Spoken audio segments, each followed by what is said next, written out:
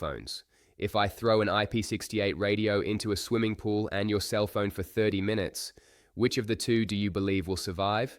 Exactly. Radios are much more robust than cell phones, in addition to being dust-proof and working in humid or hot environments without any problem, unlike cell phones.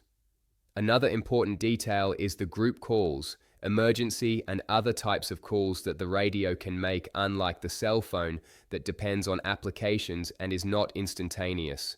The initial investment of the radio is much less than a cell phone.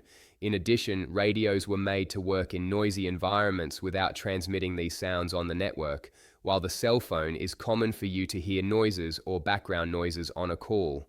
And finally, radios can be deployed anywhere, and their coverage can be determined according to the user's needs, unlike cell phones, which will always depend on the operator's signal, which makes it extremely limited for many voice